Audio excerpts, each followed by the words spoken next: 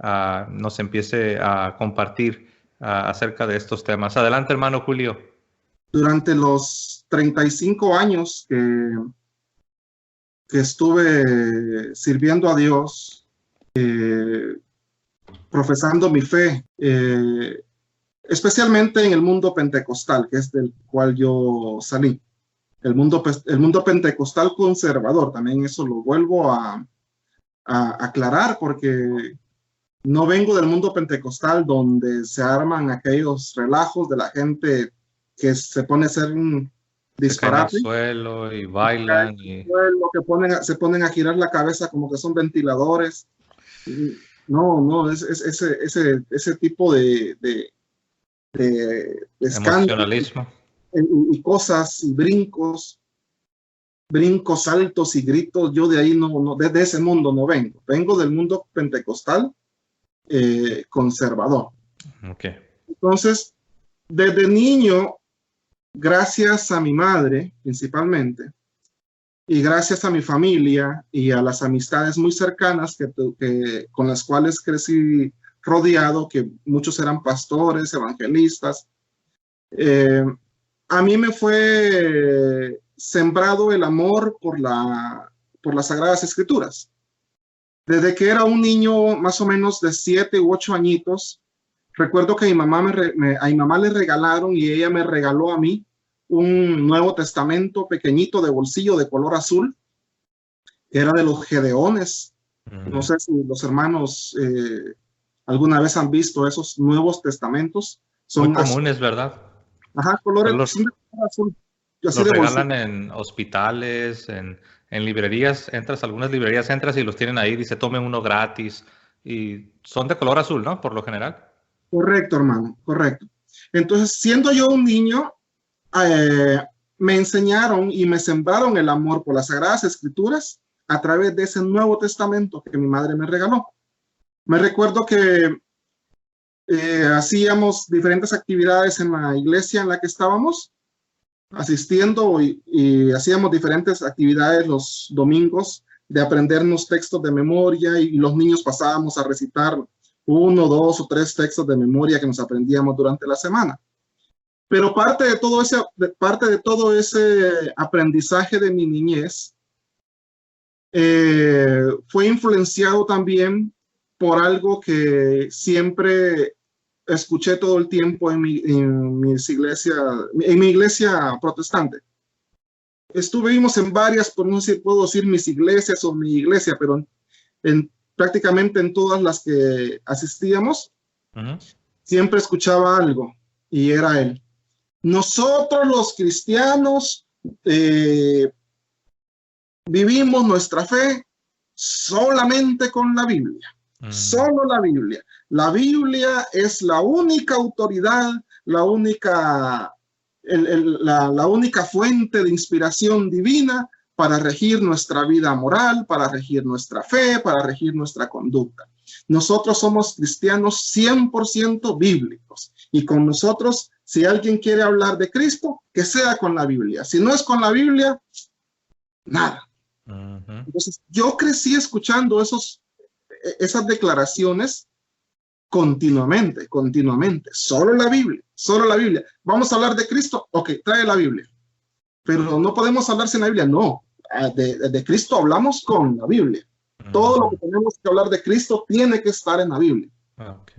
Entonces, esas declaraciones como que se van metiendo en tu cabeza y van echando raíces, se van haciendo más fuertes, y al final te terminan programando, como si se te instalara en tu mente ese programa con esos algoritmos que automáticamente, si algo de lo que te van a platicar no está en la Biblia, tú no eres capaz de, como dicen ahí, de poner el programa en stand-by, en pausa, y escuchar con atención y razonar lo que te dicen. Si algo de lo que me iban a platicar del Evangelio no estaba en la Biblia, así fuera, no sé, la persona más respetable del pueblo, el que fuera a hablar conmigo, pero si lo que me iba a decir acerca de la fe no era con una Biblia en la mano y con un versículo enfrente, así fueran unas palabras llenas de sabiduría, yo no las escuchaba, pero me entraban por un oído y me salían por el otro. O sea, las oía, pero no las escuchaba con atención. Hermano Julio, sería justo decir que esa es la razón por la que si alguien por ejemplo ahora, ¿no? Que uno intenta hablar con algunos hermanos separados, pentecostales o de alguna otra denominación, y uno les quiere hablar de historia y les quiere hablar, ahorita tú mencionabas el uso de la razón, usar la lógica. Esa es la razón, hermano, por la que muchas veces vemos que aunque les hablemos y les hablemos de historia, como que hay una barrera. ¿Está relacionado, hermano? Totalmente. Al menos en mi situación personal.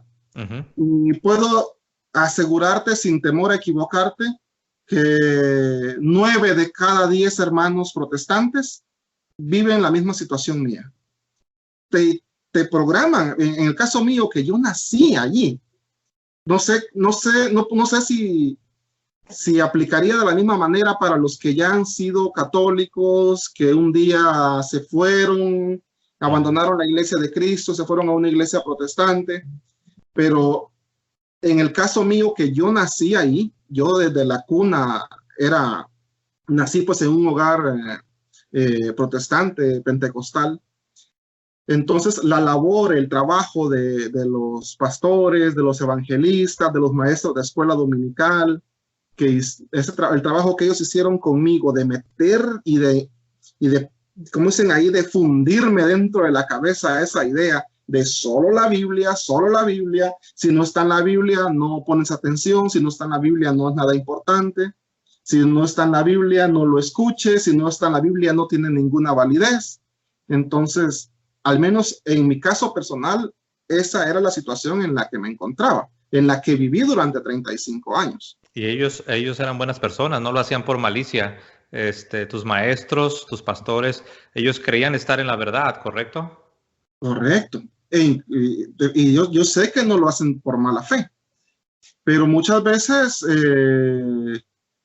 eso, en el caso mío, influyó mucho a que nunca estuviera abierto a escuchar ni siquiera una prédica de un sacerdote. Tengo el cable, toda la vida he tenido cable en mi casa. Hay un canal católico que se llama EWTN. Ahí salen prédicas de diferentes sacerdotes. Si tú me hubieras conocido a mí hace 4 años, así el sacerdote que estuviera hablando un tema lleno del Espíritu Santo en la predicación, en la televisión, yo en cuanto le veía el cuellito del clergyman acá, que lo distingue como sacerdotes, en cuanto veía que era un sacerdote cambiaba de canal y no me importaba lo que estuviera diciendo. Wow. ¿Por qué? Porque es todo lo que te meten en la cabeza, pues. Sí. Todo lo que te meten en la cabeza te termina provocando ese tipo de reacciones, ese tipo de actitudes, de estar todo el tiempo como en mi tierra dicen, vives todo el tiempo como gato panza arriba, así. A la defensiva. Con las garras, con las uñas así. No sé si en México ocupan ese... Sí, hay dichos muy similares, ¿no? Se dice, estás muy a la defensiva, estás siempre en guardia, estás listo para disparar. Hermano, permite que te pregunte, ¿había algún pasaje clásico, algún pasaje de la Biblia que era el que se usaba para tratar de respaldar esta idea de que solo la Biblia? No sé si tendrás por ahí algún pasaje que más, hablando de este tema, ¿no? Porque estoy seguro que este programa lo van a escuchar o lo van a ver algunas personas que no son católicos. Y hasta ahorita no hemos usado un pasaje. Y como tú dijiste, hay quienes si no usas la Biblia te descartan, te hacen a un lado y dicen que no eres bíblico, que no tienes sana doctrina. No sé si ustedes usaban algún pasaje de la Biblia que se utilizaba para defender esta idea de que solo la Biblia. Correcto, hermano. Por supuesto que sí.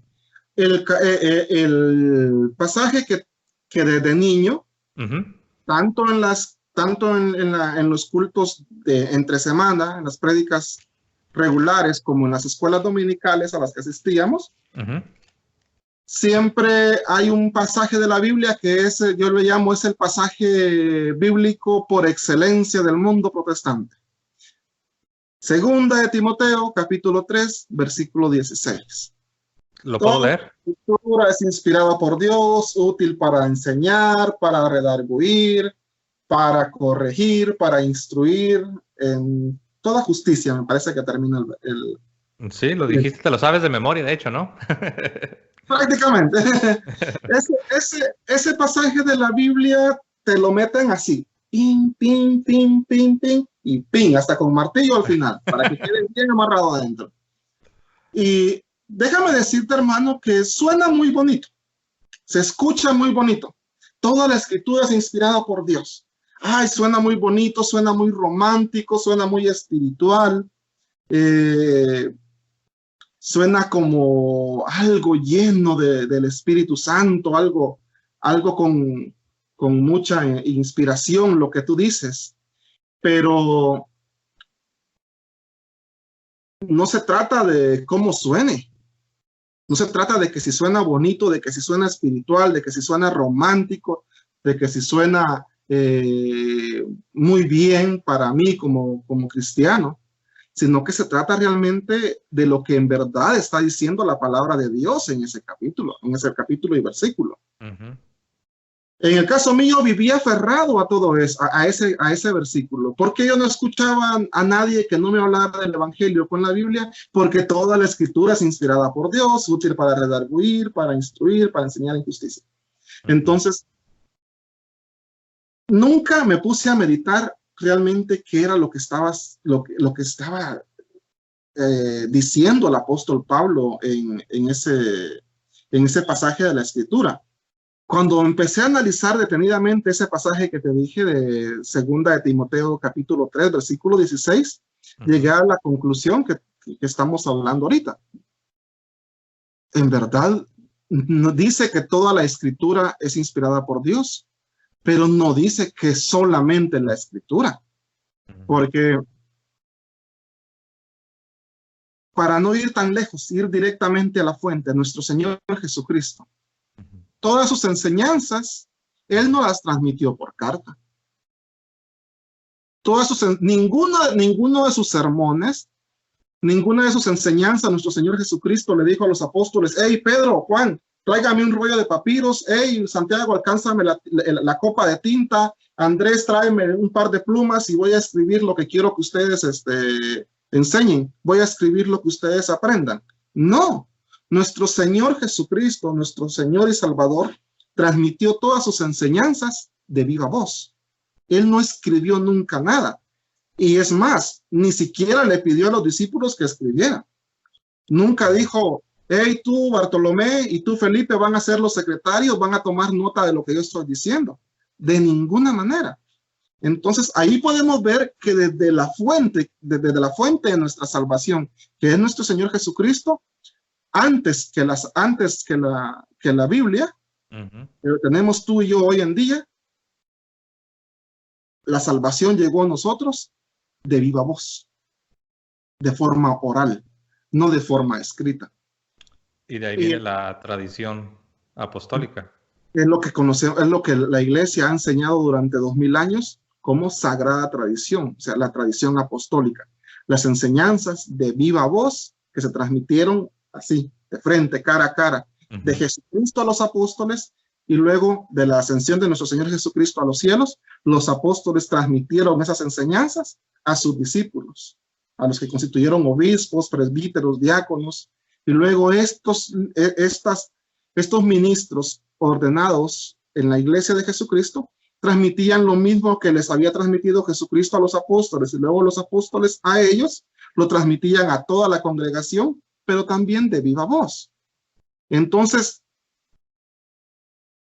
¿en dónde queda eso de solo la Biblia? Me puse a pensar un día, si yo hubiera sido un evangélico pentecostal de la Iglesia Asamblea de Dios en el año 40, ¿con qué cara le iba a decir yo al apóstol Pedro, hey, muéstrame la Biblia para ver si es cierto lo que estás diciendo? ¿En qué capítulo de la Biblia dice lo que tú estás diciendo? ¿Con qué cara? ¿Con qué cara iba yo en el año 50 a decirle al apóstol Pablo, hey, oye tú, Pablo, eso que estás hablando de que ni los borrachos, ni los adúlteros, ni los fornicarios, ni los hechiceros, ni los idólatras entrarán en el reino de los cielos? ¿En qué capítulo y versículo lo dijo Jesucristo? A ver, muéstrame la Biblia. O en el Antiguo Testamento, ¿no? Por ejemplo, porque alguien puede responder, no, alguien puede decir, espérate, hermano Julio, es cierto que no tenían todavía el Nuevo Testamento, pero sí tenían el Antiguo Testamento. Pero aún si ese fuera el caso, en el Antiguo Testamento hay muchas cosas en el Nuevo Testamento que no podemos poner el dedo en el Antiguo Testamento y decir, mira, de aquí viene. No todo lo que tenemos en la nueva revelación, en el Nuevo Testamento, lo podemos encontrar de manera explícita en el Antiguo Testamento. O sea, el principio de sola escritura no funciona, como lo dijiste tú, si nos regresamos al primer siglo. ¿Cómo? No hay forma.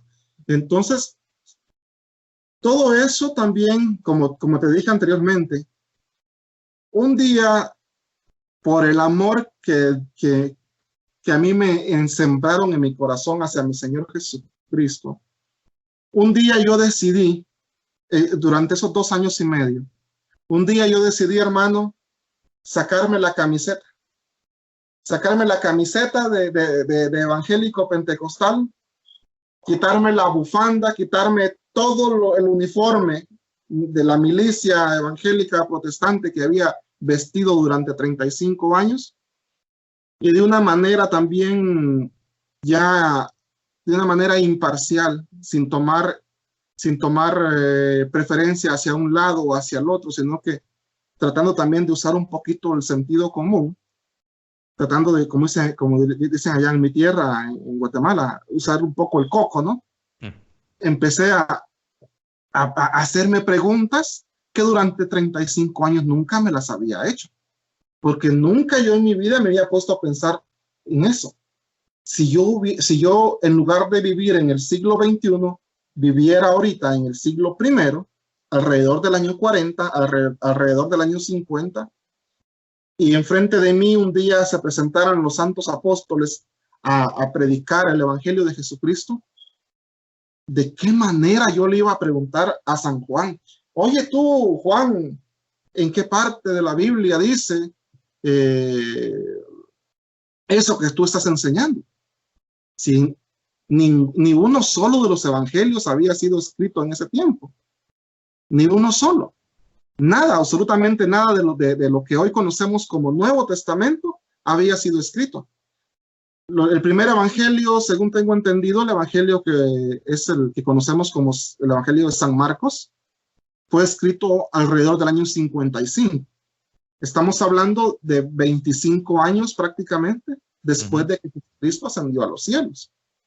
Pero todos esos cristianos de la iglesia primitiva que conocieron el evangelio de Jesucristo y que se convirtieron en cristianos, ¿cómo hicieron para estar en la verdad? ¿Cómo hicieron para estar en la fe correcta si no tenían ni un solo evangelio escrito? No tenían ni un solo capítulo, ni un solo versículo de la Biblia que tenemos tú y yo hoy en día, lo que es la parte del Nuevo Testamento, para ellos consultarlo, para ellos leerlo, para ellos ver si estaba escrito ahí y poderlo creer. Ellos se convirtieron, ellos sirvieron a nuestro Señor Jesucristo, ellos dieron su vida por el evangelio sin haber tenido nunca una Biblia en las manos. Nunca. Es la tradición, ¿no? La tradición, eso es lo que la iglesia ha llamado siempre la sagrada tradición apostólica. Y durante ese tiempo te comparto algo. Estuve dialogando con un pastor que es amigo de la familia, muy cercano, y hablábamos acerca de eso, de por qué solo la Biblia, de por qué solo la Biblia. Y otro de los argumentos que también ya me lo habían enseñado antes, pero que no se utilizaba mucho para sostener esa doctrina, podríamos llamarle así entre comillas, es uno que está en 1 Corintios 4:6. Okay. Dice, En esto, hermanos, me he puesto como ejemplo a mí y a Apolo, en orden a ustedes, para que aprendan de nosotros aquello de no salirse de lo escrito y para que nadie se engría en favor de uno contra otro.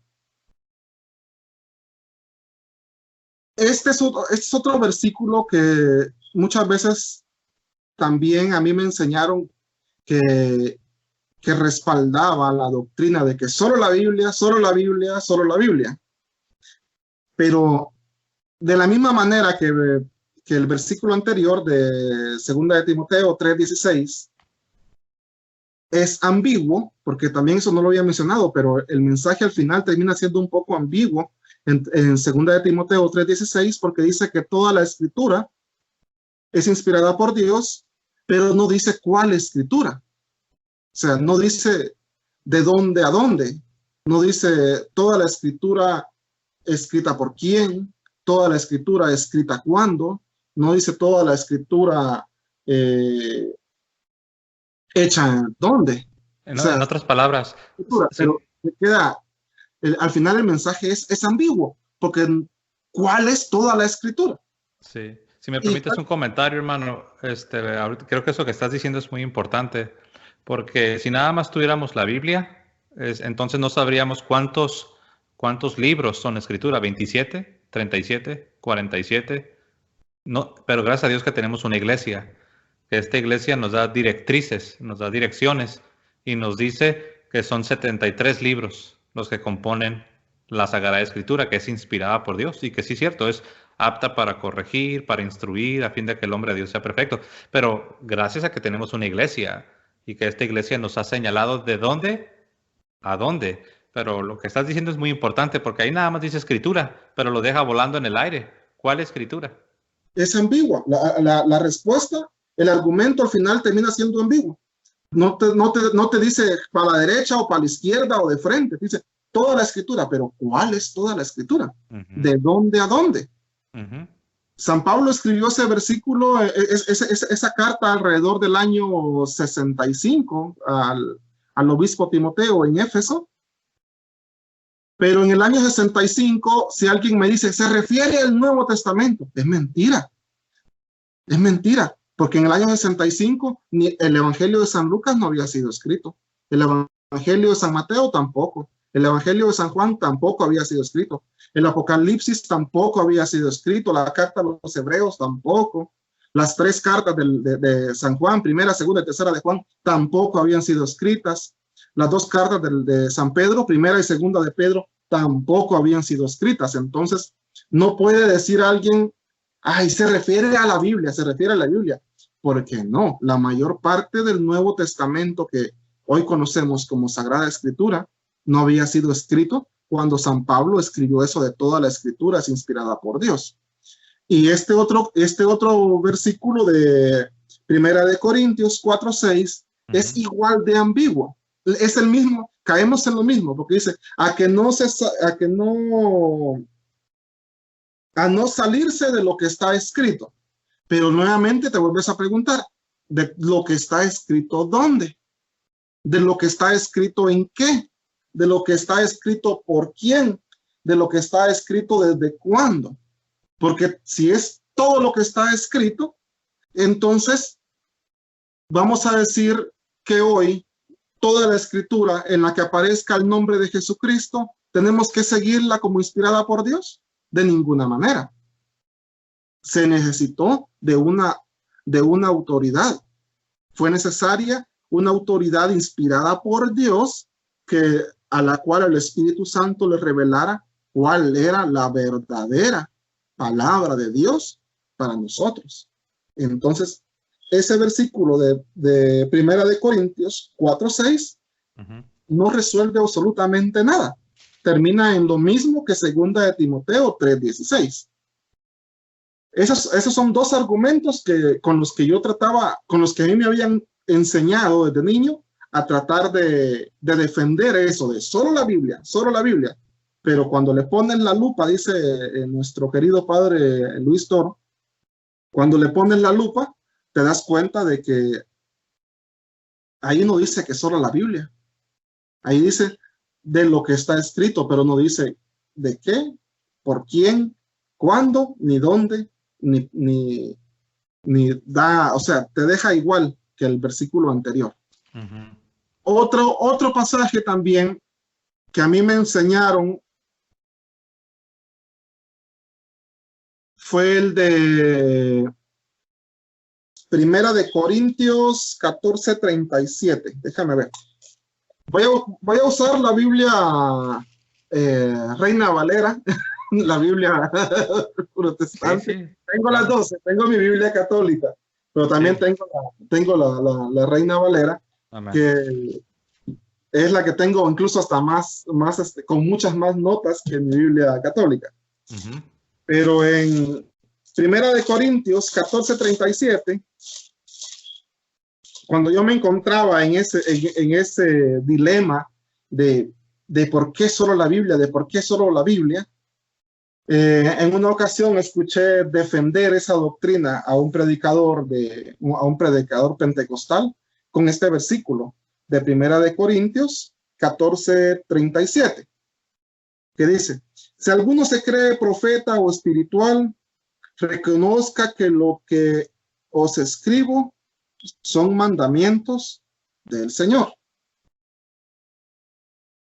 Ahí sigue siendo lo mismo de Segunda de Timoteo 3:16, Primera de Corintios 4:6. Nosotros creemos que lo que San Pablo escribió son mandamientos del Señor. Nosotros como católicos lo creemos. La iglesia lo ha enseñado siempre. Entonces, eso tampoco dice solo lo que yo les escribo son mandamientos del Señor. Ahí no dice San Pablo eso. Ahí San Pablo está escribiendo una carta, dice: lo que les estoy escribiendo son mandamientos del Señor. Pero San Pablo no está diciendo ahí solo lo que les estoy escribiendo son mandamientos del Señor. Entonces, eso tampoco respalda esa doctrina de solo la Biblia y solo la Biblia, porque San Pablo no está diciendo eso ahí, de ninguna manera.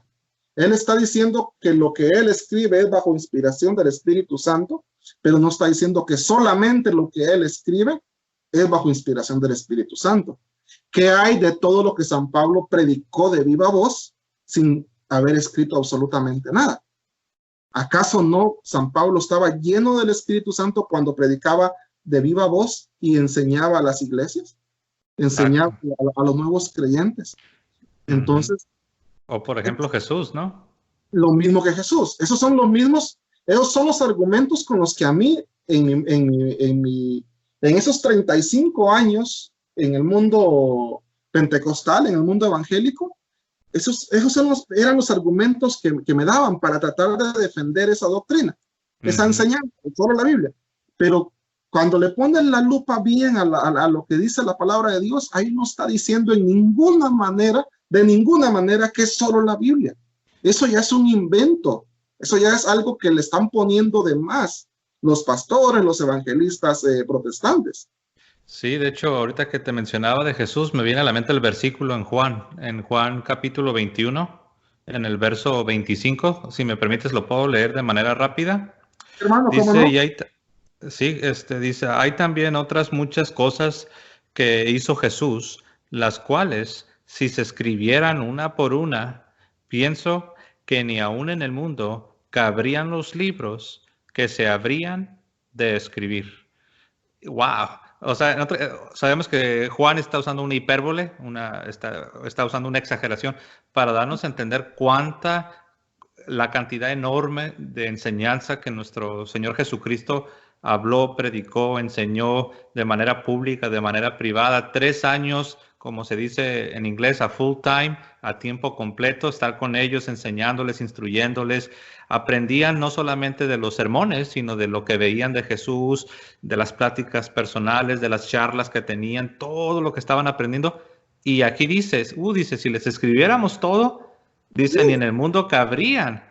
Ahora, tú hiciste un comentario importante antes para que no pierdas el hilo de tu idea, hermano, antes de darte el espacio, pero tú dijiste algo.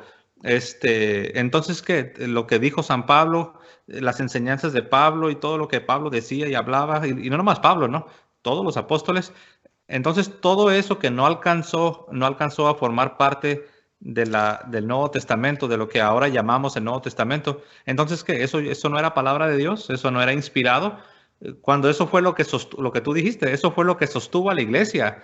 Todo eso que no está aquí en el Nuevo Testamento y que predicaba Jesús y que predicaban los apóstoles, a pesar de que no lo tenemos capturado en las páginas del Nuevo Testamento, sí es palabra de Dios y sí fue inspirado, y eso era lo que alimentaba y sustentaba y nutría la vida de la iglesia por décadas. Entonces, ahí es donde está la sagrada tradición que impregna. Algunos preguntan, ¿pero qué es sagrada tradición? ¿Tienen ustedes una lista? Ellos, o sea, es que el protestante todo lo piensa en términos de libros. Ellos cuando les hablan de sagrada tradición, te dicen, a ver, ¿dónde está el libro? ¿Dónde está la lista de sagradas tradiciones? No, es algo que está impregnado en las prácticas, en las costumbres, en el cómo hacer las cosas, en la vida de la iglesia. Y aquí está la prueba. Juan dice, Jesús hizo muchas cosas que si las escribiéramos una por una, ni en el mundo cabrían los libros que habrían de escribirse. Bueno, adelante, hermano. Te voy a compartir un último argumento. El Evangelio de San Juan, capítulo 5, versículo 39. ¿Quieres que lo lea? Sí, si lo lees tú, hermano, y luego... Sí, claro, y tú lo explicas. San Juan 5, 39. Correcto. Y para aclarar, lo estoy leyendo de la Reina Valera del año 1960. Escudriñad las Escrituras, porque a vosotros os parece que en ellas tenéis la vida eterna, y ellas son las que dan testimonio de mí. Ahí estamos nuevamente, hermano. Suena muy bonito, suena muy inspirador, suena muy romántico, si puedo usar la palabra, no sé si será correcto usarla. Mientras cuando un pastor protestante desde arriba del púlpito con el micrófono te dice, están oyendo que Jesucristo dice, escudriñad las Escrituras porque ellas dan testimonio de mí. Hello, hermanos. La Santa Iglesia Católica, desde que nuestro Señor Jesucristo la fundó, también ha enseñado esa doctrina. Pero ahí en ningún momento Jesucristo dijo, escudriñan las Escrituras porque solo las Escrituras dan testimonio de mí. Ahí no dice eso. Ahí dice que las Escrituras dan testimonio de Él, pero no dice que únicamente las Escrituras, porque volvemos a lo mismo. Los apóstoles dieron testimonio de nuestro Señor Jesucristo sin haber escrito absolutamente nada durante prácticamente 25 años. Incluso algunos de los primeros apóstoles, como el apóstol Santiago, el mayor, el que fue asesinado en la entrada del templo de Jerusalén, él murió. ¿Y dónde está lo que el apóstol Santiago predicó acerca de Jesucristo? ¿Dónde está el testimonio que el apóstol Santiago le enseñó a todos los que él convirtió durante sus viajes misioneros? El apóstol Santiago, gracias a la sagrada tradición apostólica, o sea, a las enseñanzas de viva voz, sabemos que el apóstol Santiago evangelizó todo lo que es hoy el país de España, lo que es el norte de España. El apóstol Santiago hizo un viaje misionero desde Jerusalén, atravesó todo el Mediterráneo, toda la costa de Italia, ingresó por Francia y llegó hasta España a llevar el evangelio de nuestro Señor Jesucristo antes de que lo mataran, antes de que volviera a Jerusalén y lo capturaran y lo mataran. Pero ¿en dónde está el evangelio de Santiago escrito? ¿Dónde están las escrituras, el testimonio del apóstol Santiago acerca de nuestro Señor Jesucristo? ¿En dónde está escrito? No hay nada de él. ¿Qué podemos decir de los demás apóstoles que no aparecen nada de ellos aquí escrito en la Biblia? Por ejemplo, Santo Tomás. Santo Tomás que en sus viajes misioneros evangelizó la India. Me parece que incluso en la India fue que lo mataron, llevando el evangelio de Jesucristo. Pero ¿dónde está lo que Santo Tomás escribió? ¿Acaso no Santo Tomás también estuvo 3 años a tiempo completo con nuestro Señor Jesucristo siendo instruido por el Maestro? ¿Acaso no Santo Tomás también recibió el Espíritu Santo en Pentecostés? A ver, ¿Dónde están las enseñanzas de San Andrés y San Bartolomé, los demás apóstoles que evangelizaron Mesopotamia, lo que es hoy Irak, Irán, los demás apóstoles que evangelizaron lo que es el norte de África, lo que es Egipto, lo que es Libia? ¿Dónde están las enseñanzas de San Mateo cuando evangelizó lo que es lo que hoy conocemos como Etiopía? Entonces, hay muchísima enseñanza de los 12 apóstoles en sus diferentes viajes misioneros que no aparece escrita por ninguna parte del Nuevo Testamento, pero todo lo que ellos enseñaron también es palabra de Dios y lo transmitieron únicamente de viva voz.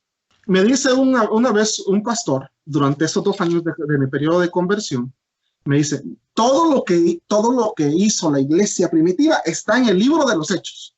Yo ya estaba más convencido de que estaba en el error, sin embargo no lo aceptaba por el mismo orgullo, por la misma soberbia, porque tengo que reconocer que mi orgullo protestante, mi orgullo evangélico, esa soberbia de no querer, como dicen ahí, reconocer que había vivido 35 años engañado, creyendo en algo que no existe en la palabra de Dios. Ese orgullo y esa soberbia, esa falta de humildad, era la que no me permitía a mí reconocer mi error, reconocer que me habían engañado, reconocer que sin mala intención, porque eso también quiero aclararlo, yo sé que no lo hicieron nunca con una mala intención, pero aún sin tener una mala intención, me metieron ideas en la cabeza que son totalmente falsas. Entonces, pensando un día, me puse a leer todo el libro de los Hechos. Desde el capítulo 1, empecé a estudiar el libro de los Hechos nuevamente. Pero estando en la lectura del libro de los Hechos, nuevamente, como que el Señor, como que yo le atribuyo todo esto a un milagro de Dios. Como que me tumbó me arrancó las escamas de los ojos y deshizo todo el cemento que traía fundido en mi cabeza con la idea de solo la Biblia, al hacerme razonar en lo siguiente. ¿Cómo es posible que la iglesia de Pentecostés, que la iglesia primitiva, la iglesia del primer siglo, que todo lo que enseñó esa iglesia durante 70 años, esté escrito en apenas 20 hojas, 20 páginas que componen el libro de los Hechos? ¿En qué cabeza cabe que todo lo que hizo la iglesia primitiva durante 70 años va a estar todo escrito en apenas 20 páginas? Háganme ustedes el favor.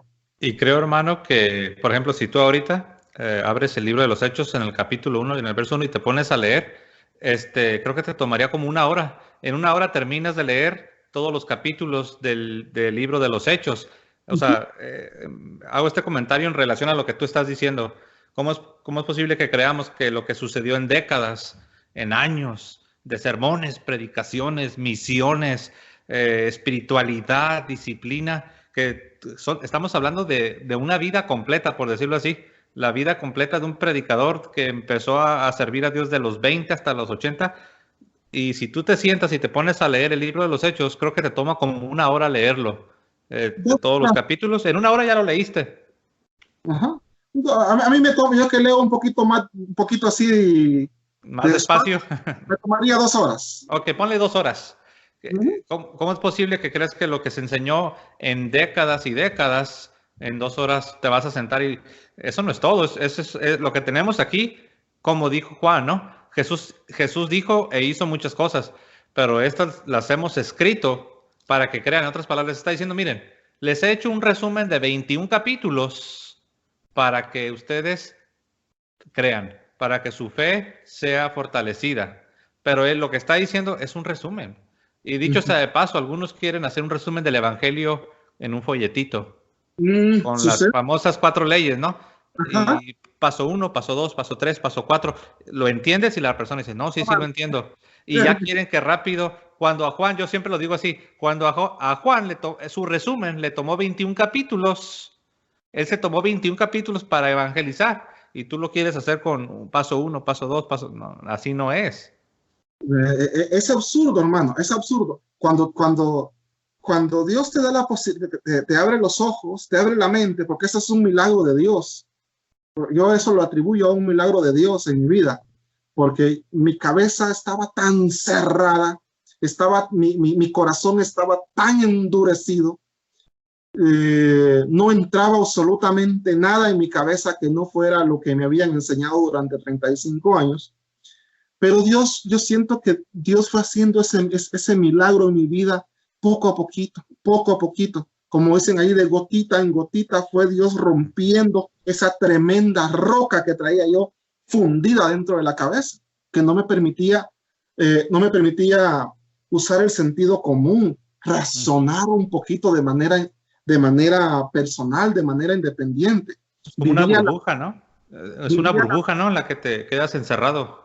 Vivía mi fe cristiana como un autómata, como un robot programado para repetir únicamente lo que el pastor Panchito o fulanito gritaba desde la tarima y me enseñaba, o que lo que la hermana Juanita me había enseñado en la escuela dominical, o lo que el evangelista Manolito me había enseñado en la campaña a la que asistimos. Entonces, estaba metido en una, ¿cómo es esto? En una burbuja. Estaba viviendo mi fe de una manera autómata, sin raciocinio. Una fe muy pasional, pero irracional. No lo estoy diciendo por mis hermanos evangélicos, sino que lo estoy diciendo por mí. Lo que le digo es por mí. Es lo que yo viví. Una fe muy pasional, con mucho amor a Jesucristo, con mucho amor a las Sagradas Escrituras, pero absolutamente irracional. Como alguien dijo, uno puede ser sincero. Uno puede ser sincero y honesto, pero puedes estar sinceramente equivocado. Puedes estar, eres honesto, pero honestamente, sigues estando en error, aunque seas honesto, sincero, y tú le pidas a Dios que te ilumine, y todo lo que tú haces, lo haces con sinceridad y con sencillez, pero aún así puedes estar en error. Para terminar, hermano, con los argumentos que a mí me enseñaron para defender esa doctrina, también vamos al capítulo 17 del Evangelio de San Juan. Con ese vamos a terminar. De mi Biblia Reina Valera, 1960, la Biblia que durante toda mi vida protestante me enseñaron a estudiar y a no salirme de ahí. ¿Qué versículo? San Juan capítulo 17, versículo 17. Dice, santifícalos en tu verdad. Tu palabra es verdad. Ahí como dicen, hay un versículo fuera de contexto. Al final se vuelve un pretexto, pero al final este versículo tampoco está diciendo de que solo la palabra de Dios que fue escrita es la verdad. De ninguna manera. Ahí dice, santifícalos en tu verdad. Tu palabra es verdad. Pero no dice solo tu palabra que está escrita en cartas, o solo tu palabra que ha sido escrita en evangelios, o solo tu palabra que ha sido escrita en libros, es verdad. Ahí está hablando nuestro Señor Jesucristo de que la palabra de Dios que Él le había transmitido a los apóstoles durante 3 años era la verdad revelada de nuestro Dios. Entonces, nuevamente, puros versículos ambiguos, puros versículos que tienen una parte de verdad, pero que no respaldan esa doctrina de solo la Biblia y solo la Biblia y solo lo que está escrito en la Biblia. De hecho, estoy leyendo el versículo que sigue, hermano, o si tú lo quieres leer, el verso 18. Después de que dice tu palabra es verdad, es interesante lo que dice el verso que sigue, si lo quieres leer. Como tú me enviaste al mundo, así yo los he enviado al mundo. Es maravilloso. Sí, dice tu palabra es verdad, y luego dice tu palabra vino primero por mí Y luego, así como tú me mandaste, la palabra de Dios encarnada que viene al mundo, dice, así dice, de la misma manera, no parecida, dice, así yo los Y envío. Y esa es la iglesia. oral, nuevamente, oral, de viva Así. voz, así como nuestro Señor Jesucristo vino, enviado por el Padre a predicar su evangelio de viva voz, Ajá. así, de frente, Así la iglesia. así Dios envió a la iglesia. Ahí está la confirmación que Dios nunca le dijo a la iglesia, vayan y escriban Biblias. Dios nunca llegó, Jesucristo nunca llegó y le dije, hey, Tomás, ahí te va. San Pedro, Pedro, ahí toma la tuya. Juan, ahí está la tuya. A repartirle Biblias a los apóstoles. Nunca. Ni Jesucristo le dijo, vayan y escriban lo que yo estoy enseñando. Jesucristo, con la misma visión, con la misma misión que fue enviado, con esa misma misión, envió a los apóstoles. El que lo reciba a ustedes, a me mí recibe a mí. El que a ustedes escucha, a mí me escucha. El que a ustedes rechaza, a mí me rechaza. Y el que me rechaza a mí, rechaza al que me envió. Ahí volvemos a nuevamente a encontrarnos con la enseñanza de nuestro Señor Jesucristo de viva voz, de viva voz. Nuevamente caemos primero que el primer pilar fundamental de nuestra fe es la sagrada tradición. Antes de que existiera el Nuevo Testamento, antes de que la iglesia hiciera la Biblia, la columna que sostuvo la fe de los cristianos fue la iglesia por medio de la sagrada tradición. Así es. Mire, hermano, y yo sé que también ahorita ya vamos a entrar al tema de la iglesia, ¿no? Porque esto lo quieres conectar con la iglesia, pero para que no nos gane el tiempo, yo quiero hacer un comentario. El principal, como ya lo estamos diciendo, ¿no? Pero el principal método de enseñanza, tanto de Cristo como de los apóstoles, no era mediante cartas, no era mediante documentos, sino como ya lo has enfatizado, hermano Julio, era de viva voz, lo que le llamamos la tradición apostólica, que sí está hasta en la Reina Valera, pero le cambian las palabras. En la Reina Valera se habla de la tradición apostólica. Pero bueno, mira, Pablo en su primera carta a los Corintios, lo leo rapidito antes de brincarnos al tema de la iglesia. Primera a los Corintios 11, en el verso 34, lo leo. Primera a los Corintios 11, 34, dice, si alguno tuviere hambre, coma en su casa para que no os reunáis para juicio. Y noten la siguiente expresión, la segunda parte del verso 34. Las demás cosas las pondré en orden cuando yo fuere. Cuando yo dice, miren, hay muchas otras cosas que necesito poner en orden con ustedes, pero no se las voy a escribir. Las voy a poner en orden cuando yo fuere. Ahora, ¿por qué estamos citando este pasaje bíblico? Estamos demostrando que el principal método de enseñanza apostólica no era mediante cartas, no era mediante documentos. Hay un pasaje más, lo leo rápido. Segunda de Juan, en el verso 12. Ya te lo iba a compartir también, hermano, y está espectacular. Excelente. Lo voy a leer, dice así. Tengo muchas cosas que escribiros, pero no he querido hacerlo por medio de papel y tinta, pues espero ir a vosotros y hablar cara a cara. Dice, tengo muchas cosas, es interesante porque dice, tengo muchas cosas que escribirles, o sea, que decirles, pero he preferido no hacerlo de manera escrita, con papel y tinta, porque espero ir con ustedes, con vosotros, y arreglar todos estos asuntos, enseñarles todo esto cara a cara. Eso fue en segunda de Juan, en el verso 12, y también en tercera de Juan. En tercera de Juan, en el verso 13. Si quieres leerlo tú, hermano, el verso 13 de tercera de Juan. Aquí lo tengo, dice. De la Biblia Reina Valera, 1960. Yo tenía muchas cosas que escribirte, pero no quiero escribírtelas con tinta y pluma, porque espero verte en breve y hablaremos cara a cara. Ahí está nuevamente la enseñanza de viva voz, la sagrada tradición apostólica, que es fue el pilar principal de la fe de la Iglesia de Jesucristo durante los primeros siglos. Exacto. Y ahí me encantó que usaste esta frase, el pilar y el fundamento principal, para que lo conectes con el siguiente tema que nos quieres hablar, con la Iglesia como fundamento. No sé si quieres ir a ese pasaje. Está en 1 Timoteo, capítulo 3. 3, 14 y 15. Ok, perfecto. Sí, tú lo puedes leer si gustas. Sí, mi hermano. Ok.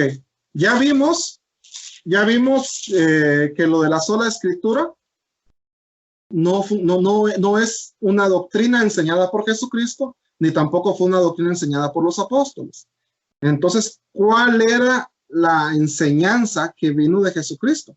¿Cuál era la verdadera enseñanza que vino de los apóstoles?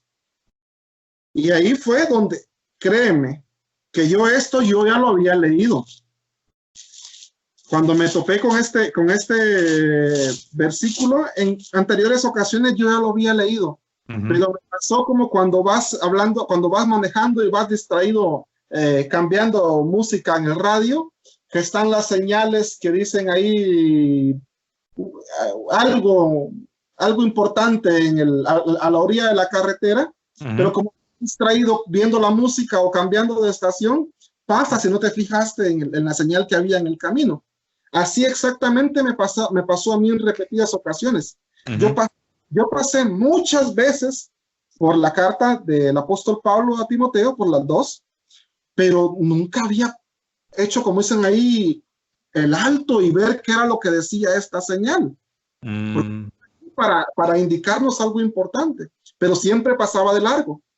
Y empieza en 1 Timoteo capítulo 3, versículo 14, le dice el apóstol Pablo al obispo Timoteo: esto te escribo, pero mira, aunque tengo la esperanza de ir pronto a verte, o sea, dando a entender, lo mero lo vamos a hablar en persona, pero por mientras te adelanto. Digo esto te escribo, aunque tengo la esperanza de ir pronto a verte, pero mira, para que citar, o sea, te escribo esto por si acaso algún contratiempo, por si acaso por si me muero, algo me pasa, para que si tardo, sepas cómo debes conducirte en la casa de Dios, que es la iglesia del Dios viviente.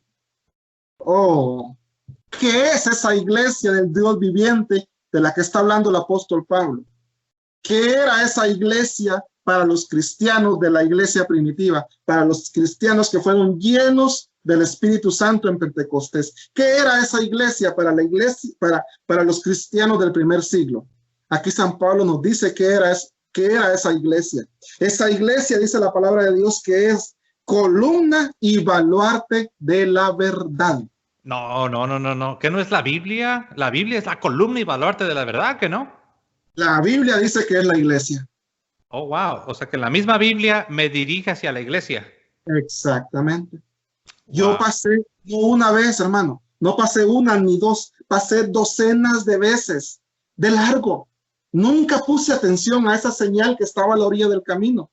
Era como un conductor que iba al volante de su carro a 100 kilómetros por hora, pero distraído cambiando música o distraído viendo otra cosa. Y esa tremenda señal que estaba ahí a la orilla del camino, con eso tan importante acerca de mi fe, nunca la vi.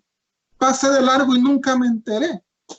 Entonces, cuando yo vine a entender esto, ese argumento absurdo, ese argumento ambiguo de solo la Biblia, se hizo 1000 pedazos.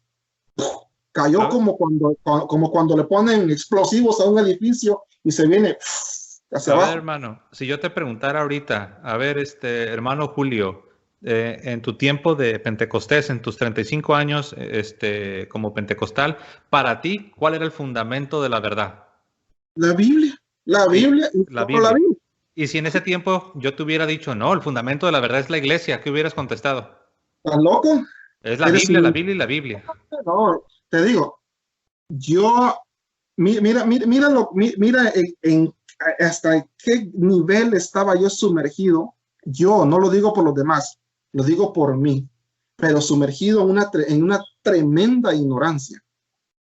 Porque yo era como un evangélico pentecostal de las asambleas de Dios, de la iglesia de la sana doctrina, donde se predica la palabra de Dios pura y sin diluirse.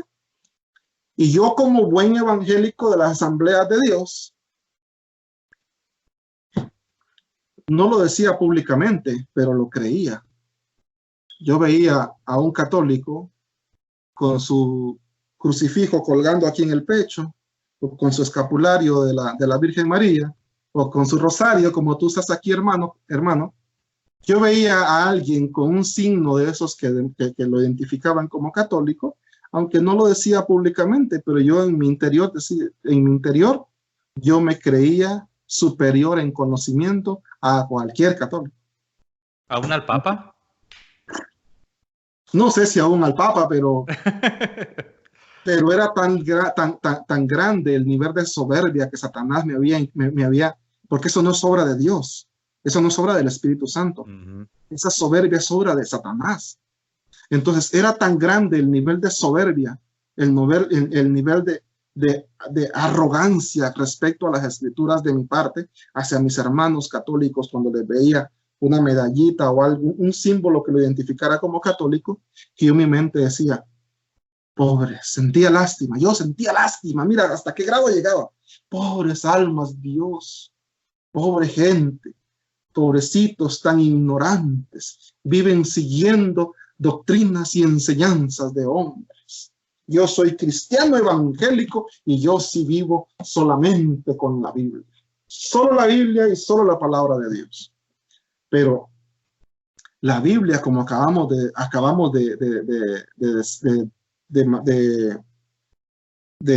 compartir, de leer y de compartir hace unos minutos, la Biblia nos dice, hey, Julio Coronado, no seas tonto, el que está creyendo doctrinas y enseñanzas de hombres eres tú.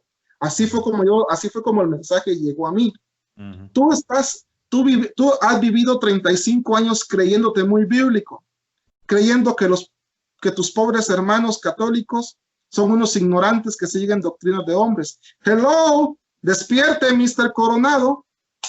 Hey, pam, agua fría, levántese. El ignorante es usted, porque la Biblia dice que la columna y el fundamento de toda verdad es la iglesia. La Biblia se hace a un lado cuando buscamos la verdad del evangelio, cuando buscamos la verdad de la palabra de Dios. La Biblia se hace a un lado y nos refiere a la iglesia. Hermano, no sé si esto te pasó a ti, pero a mí sí me pasó. Ahorita me dices si esto te pasó a ti. El primer paso que yo acepté cuando ya estaba en mi proceso estaba descubriendo lo que en verdad era la Iglesia Católica, lo que en verdad es la fe católica.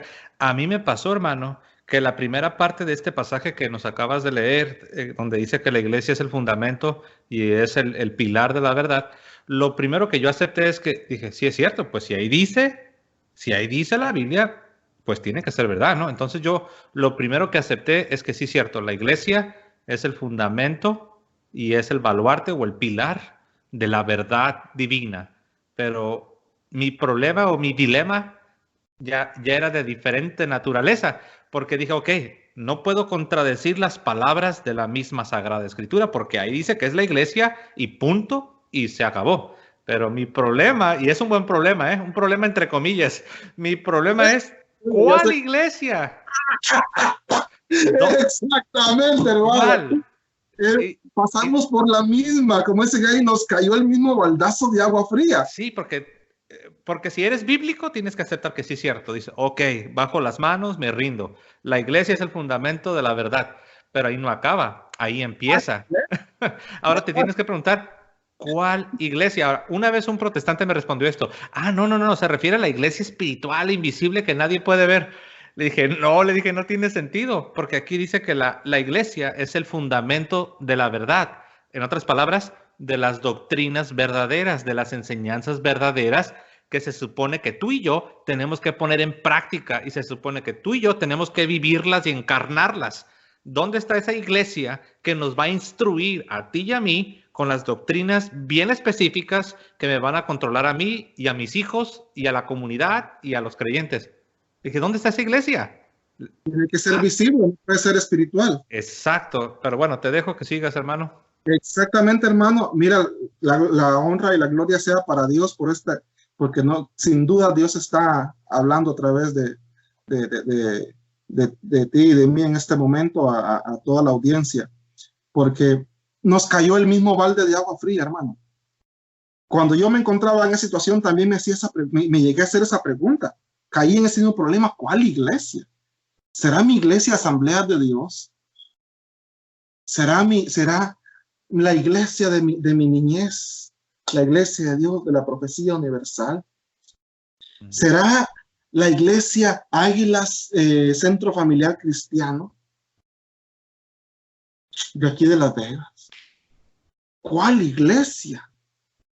Pues la respuesta es obvia.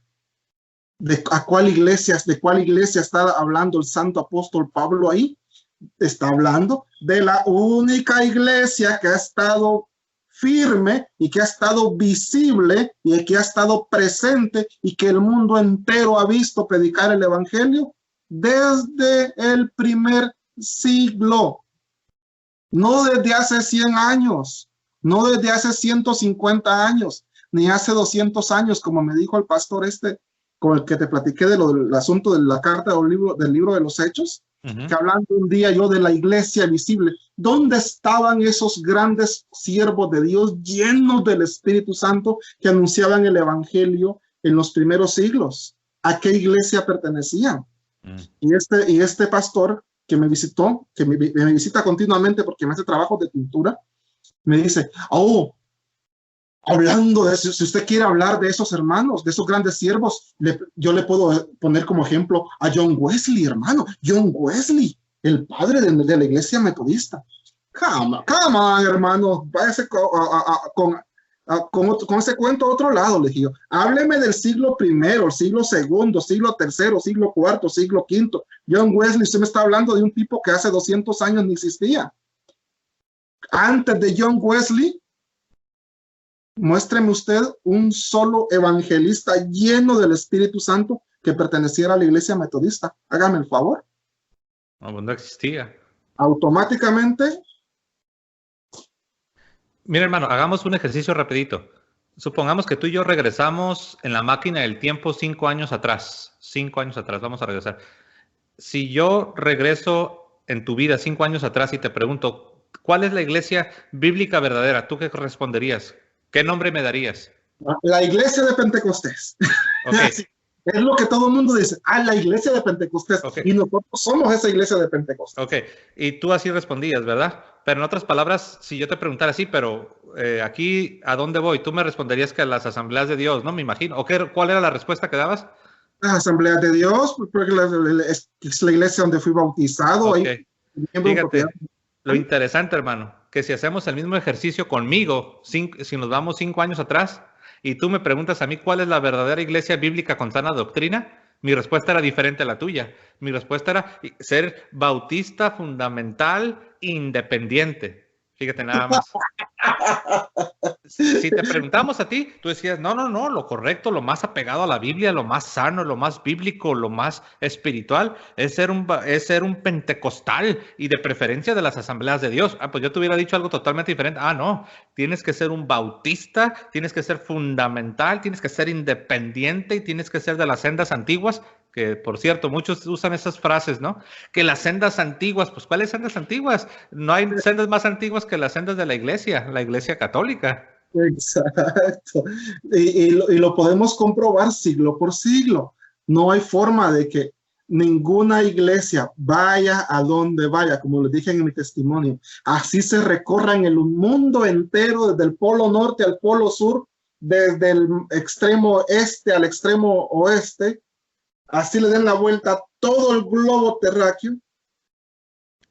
En ninguna parte van a encontrar otra iglesia que con pruebas documentales con pruebas históricas, con pruebas arqueológicas, les demuestre su presencia real, su presencia visible, anunciando el evangelio de nuestro Señor Jesucristo desde el primer siglo hasta el día de hoy, sin faltar ni un solo día sobre la faz de la tierra.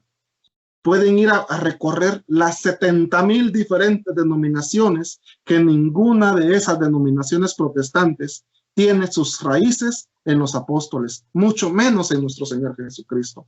La única iglesia que nuestro Señor Jesucristo fundó, la fundó en San Mateo capítulo 16, versículo 18 y 19. Yo a ti te digo que tú eres Kefa, le dijo el Señor, porque el Señor Jesucristo no habló en griego ni habló en otros idiomas. Lo habló en arameo, su lengua natal, su lengua nativa, su lengua materna. ¿Sabes qué me dijo uno? ¿Sabes qué me dijo uno? Ah, no, dice, pero no tenemos pruebas, es lo que creen, que Jesús hablaba arameo y por eso sacan ese argumento de Kefa, dice, pero lo que tenemos es el griego. Pero ¿sabes qué le contesté? Me dice, ¿me puedes mostrar? Dice, ¿me puedes mostrar un manuscrito? Un manuscrito, porque él sabe que los manuscritos que tenemos son en griego y ahí la palabra pues es Petra, ¿no? Me dice, a ver, dice, muéstrame el manuscrito donde diga Kefa. Y le dije, sí, te lo puedo mostrar. Y lo llevé a Juan. Lo llevé a San Juan. Sí. Donde Juan dice que Jesús dijo Kefa y todavía Juan dice que traducido es Petra. Jesús hablaba arameo. San Juan 1:42, aquí lo tengo. Ahí está, mira. Y lo llevé y se quedó así. Me dice, a ver, dice, muéstrame el manuscrito arameo. Le dice, ¿tienes pruebas? Le dije, sí, tengo pruebas. Vámonos a Juan capítulo 1. Y le dije, ahí dice que Jesús dijo, tú eres Kefa, que traducido es Petra. Roca, peña, lo como quiera llamarle. Así es. Entonces, nuestro Señor Jesucristo fundó una sola iglesia. Una. No fundó 70,000. No fundó 20,000. Fundó una sola iglesia y la fundó en el momento que le dijo, bienaventurado eres tú, Simón, hijo de Jonás, porque esto no te lo ha revelado carne ni sangre, sino mi Padre que está en los cielos. Y yo a la vez te digo a ti, no está hablando con él ni con nadie más, está hablando así. Yo a la vez te digo a ti que tú eres Kefa, tú eres roca, tú eres piedra, y sobre esta piedra edificaré una, no dos ni tres, edificaré mi iglesia. En ningún momento nuestro Señor Jesucristo dijo, edificaré mis 70,000 iglesias, edificaré mis 5 iglesias en la misma cuadra, predicando todo su mensaje diferente. En ningún momento dijo, edificaré mis 4 iglesias, una enfrente de la otra, y en unas bautizando de una manera y en las otras bautizando de otra manera, en unas creyendo en el arrebatamiento y en la otra de enfrente diciendo que lo que dice este otro es mentira, en unas creyendo que el bautismo es necesario para la salvación y en la que está al lado diciendo no, que no es necesario bautizarse, que para qué. Eso es obra de Dios, eso es obra del mismísimo Satanás. La palabra de Dios es clara y la palabra de Dios en la palabra de Dios no puede haber confusión. En la palabra de Dios no puede haber contradicción. Por eso está que la Santa Iglesia Católica y Apostólica, fundada por nuestro Señor Jesucristo en persona, sus doctrinas han permanecido siempre firmes durante 2000 años. En todo ese montón de iglesias evangélicas, pentecostales, adventistas, metodistas, sabatistas y cuentistas, porque muchas son iglesias puras cuentistas ya que agarran un poquito de uno y un poquito del otro y hacen un fiambre. En Guatemala hay un plato que le llaman fiambre, que es un revuelto de todo, de pollo con cerdo, con embutidos, con res, y hay las iglesias cuentistas, a esas que han sido fundadas por una persona que un día dice que tuvo un sueño, que tuvo una visión, que sintió un llamado, que escuchó una voz, que vio una luz, que fue a orar a una montaña y que allá se le apareció un ángel, que fue a tal lugar y que ahí alguien le dijo una profecía y que por eso vino a fundar su iglesia. Y terminan agarrando un poquito de los testigos de Jehová, un poquito de los mormones, otro poquito de los pentecostales, otro poquito de los adventistas, otro poquito de los metodistas y hacen un fiambre para presentar su propio menú de doctrinas. Lo siento mucho, de verdad, lo siento mucho, hermanos separados, hermanos evangélicos, pero eso no es obra de Dios. Eso no es fruto del Espíritu Santo. El Espíritu Santo de nuestro Dios no trae confusión. El Espíritu Santo no trae contradicciones. Entre ustedes están 4 iglesias a la par de la otra, todas en una misma cuadra y todos contradiciéndose todos los días los unos a otros. Porque yo eso lo experimenté con lo que te platiqué de mi testimonio. Vinieron esos hermanos aquí a mi casa que me resultaron diciendo que la Trinidad no era verdad. Eran muy evangélicos, muy cristianos, pero diciéndome que la Santísima Trinidad era una mentira y que eso no era verdad.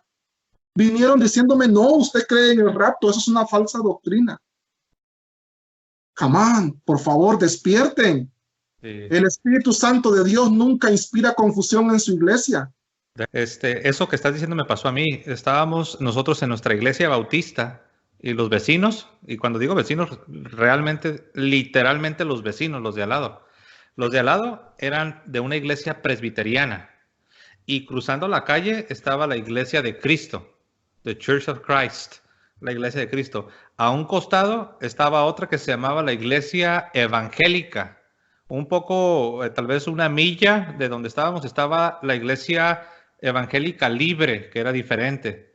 Y un día yo me puse a pensar, dije, cada miércoles, cada domingo aquí estoy.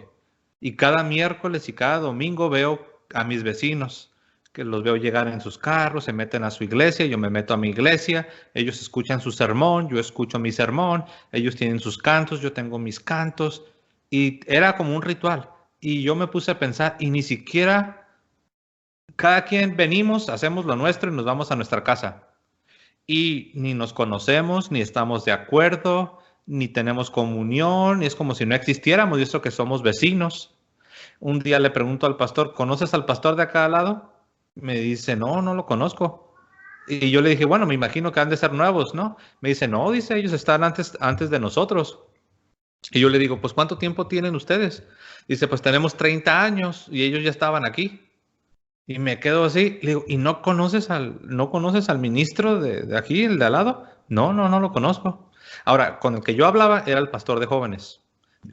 Yo todavía di el beneficio de la duda y dije, bueno, voy a hablar entonces ahora con el pastor principal. Y le hice la misma pregunta. Le dije, pastor, disculpe, ¿usted conoce al pastor de aquí de al lado, de la iglesia presbiteriana? No, no lo conozco. ¿Y de verdad nunca han tenido alguna interacción, algo? No lo conozco. Y dije, wow, 30 años siendo vecinos y no se conocían. Y dije yo, algo aquí no está bien. Y después dije, ¿qué pasa con los de enfrente? La iglesia de Cristo. Si no conoce a los de al lado, pues menos a los de allá de enfrente. Y eso me dejó a mí pensando de tal forma que yo me propuse, según yo, me propuse investigar cuál era la iglesia histórica. Yo no decía iglesia católica, yo no decía, voy a descubrir a la iglesia católica. Yo decía, no, al menos voy a investigar cuál es la iglesia histórica, cuál es la iglesia de las edades, cuál es la iglesia de los siglos. Y obviamente, ¿no? Eso me llevó a descubrir a la única iglesia, a la iglesia católica. Fíjate, hermano, que otro pasaje. La carta a los Efesios, capítulo 3, versículo 10, acerca de la iglesia que Jesucristo fundó, la iglesia del primer siglo y que es la única que permanece hasta el día de hoy. Dice, para que la multiforme sabiduría de Dios sea ahora dada a conocer por medio, dice ahí que por medio de la Biblia, dice que por medio de las cartas, dice que por medio del Nuevo Testamento, dice la Biblia que la multiforme sabiduría de Dios se nos va a ser dada a conocer por medio de la iglesia. No dice por medio de las cartas que yo les escribo. No dice por medio del evangelio. No, Dice que la multiforme sabiduría de Dios nos va a ser revelada por medio de la iglesia. Tremendo rótulo a la orilla del camino, grande, fluorescente, con letras rojas así bien grandes. Y puedes creer que pasaba yo de largo y nunca lo veía. Por medio de la iglesia. Por medio de la iglesia. Para que la multiforme sabiduría de Dios sea dada a conocer por medio de la iglesia a los principados y potestades en los lugares celestiales. Mira, conforme al propósito eterno que hizo en Cristo Jesús, nuestro Señor. O sea que este misterio de la iglesia, dándonos a conocer la multiforme sabiduría de Dios, era ya un propósito, un plan, un proyecto de Dios, que nació de Dios, un proyecto divino. No es un invento del Papa, no es un invento de los obispos, es un proyecto que nació en el ser de Dios.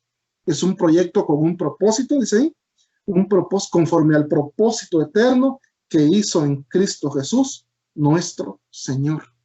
Entonces, cuando yo empecé a entender todo esto, cuando Dios abrió mis ojos, abrió mi mente, abrió mi corazón, principalmente mi mente y mi corazón, a entender esta palabra, fue como una, así, boom, como salir de la más profunda oscuridad y ver la luz, salir, como dicen ahí, de las más profundas tinieblas y salir a la luz del día, porque tantas veces había leído esta carta a los Efesios, igual que la carta las dos cartas del apóstol Pablo a Timoteo, pero había pasado de largo, hermano.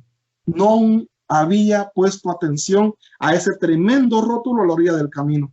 Y ahí mismo, en la carta a los Efesios, en ese mismo capítulo 3, tantito seguimos leyendo 10 versículos adelante, Efesios 3:20, ¿qué nos sigue diciendo el apóstol Pablo acerca de la iglesia? Y a aquel que es poderoso para hacer todas las cosas mucho más abundantemente de lo que pedimos o entendemos, según el poder que actúa en nosotros. Ojo, ¿qué es lo que viene ahí? ¿Qué es lo que dice?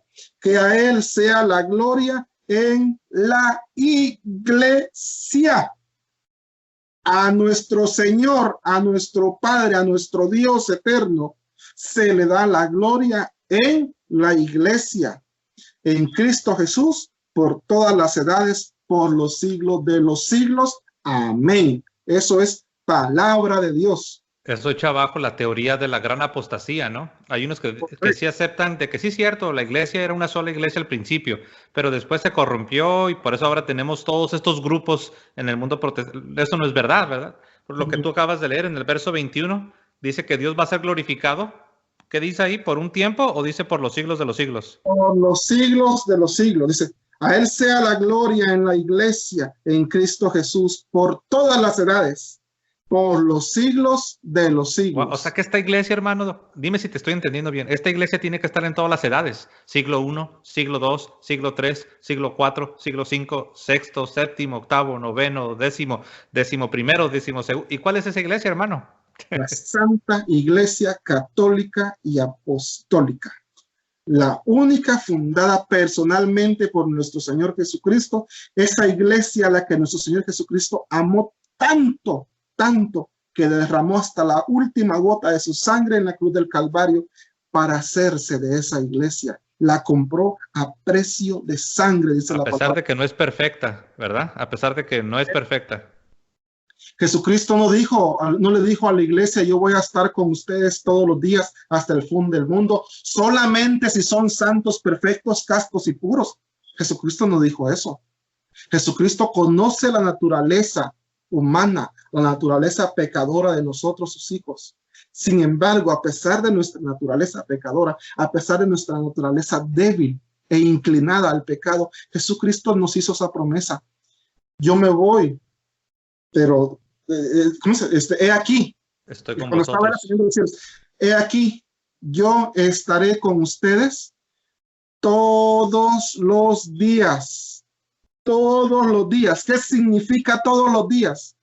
Que no va a existir un solo día en la historia de la humanidad, ni en el futuro, en el que nuestro Señor Jesucristo no esté con su iglesia. Yo voy a estar con ustedes todos los días hasta el fin del mundo, y las puertas del infierno jamás lo podrán vencer. Esa es la promesa salida de los propios labios del Dios omnipotente, de los labios de nuestro Señor, de nuestro Creador, del que nos redimió del pecado, diciéndonos: no tengan miedo, que nada los atormente, que nada los haga perder la fe. Yo voy a estar con ustedes todos los días hasta el fin del mundo. Si en la iglesia llegan malos creyentes, gente que llega a dar un mal testimonio de malos sacerdotes o algún papa también malo. Malos papas, malos obispos, malos presbíteros, malos católicos, que eso no les quite la paz. Hermano, eso era para mí un misterio. Cuando yo era protestante, yo, por un lado, hermano, yo aseguraba y estaba 1000% seguro que el catolicismo, o sea, que la iglesia católica era falsa y que no era verdad. Pero ¿sabes qué? Para mí era un misterio. Yo decía, pero por otro lado, si la iglesia es tan mala y es tan falsa y la iglesia católica es la gran ramera, yo decía, ¿cómo es posible que a través de tantos siglos no se destruye? A pesar de los malos papas, a pesar de los escándalos. Cuando hubo escándalos, ¿te acuerdas? Allá por el año 2000, 2001, 2002.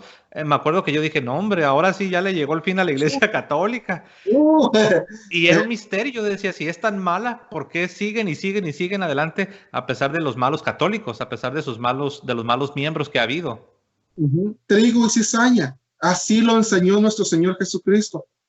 Él plantó trigo, pero llegó el enemigo, llegó Satanás ese mismo día. Ni siquiera esperó un tiempo. El mismo día que el Señor Jesucristo plantó trigo por la mañana, por la noche llegó el diablo y plantó cizaña. Nuestro Señor Jesucristo así lo enseña. ¿Y qué dice él? Porque hay cizaña, la iglesia ya no es mía. Porque hay cizaña, la iglesia ya no sirve. Al contrario. La iglesia deja de ser mi iglesia, deja de ser mi esposa, deja de ser la niña de mis ojos.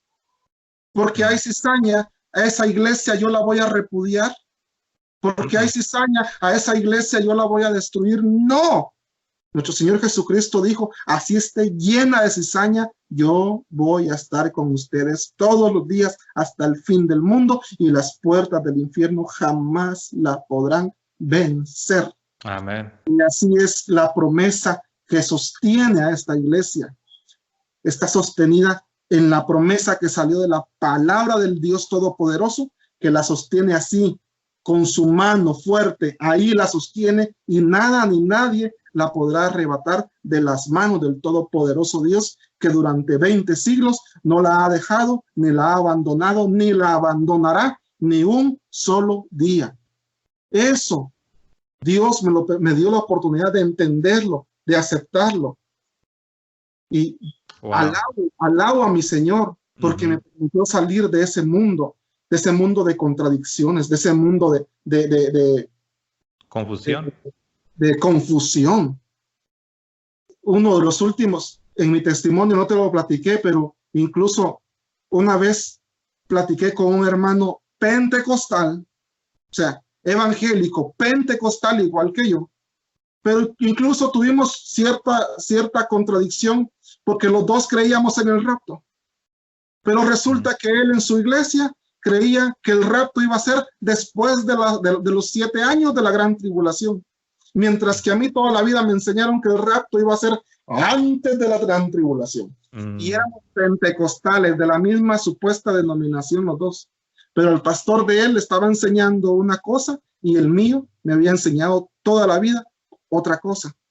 Entonces, uno enseñaba una fe y el otro tenía otra fe, y me viene a la mente con lo que ahorita que nos estás leyendo Efesios, hermano, no sé, tal vez lo tenías en mente, Efesios 4, donde, si me permites leerte este versículo, Efesios 4, el versículo 3, dice, solícitos o procurando, solícitos en guardar la unidad del Espíritu en el vínculo de la paz, un cuerpo y un espíritu, como fuisteis también llamados en una misma esperanza de vuestra vocación. Y noten el verso 5, un Señor, una fe, lo cual era lo contrario de lo que te estaba sucediendo, ¿no, hermano? Tú tenías una fe y él tenía otra fe.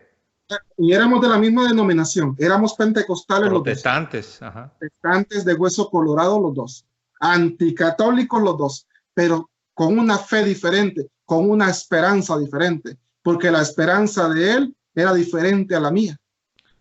Porque mi esperanza era que yo no iba a pasar por la gran tribulación, mientras que la esperanza de él es que a pesar de que iba a pasar por la gran tribulación, iba a irse en el rapto. ¿Te das cuenta? Es una contradicción, una confusión, y eso no es obra de Dios, eso no es obra del Espíritu Santo, porque Dios ni el Espíritu Santo jamás va a revelar contradicciones, jamás el Espíritu Santo va a revelar confusión. Eso no es obra de Dios. Y fíjate, hermano, lo que dice ahí en el versículo 5, dice un Señor, una fe, un bautismo. Pero en el mundo protestante conozco de personas que han sido bautizadas 3, 4, 5 veces.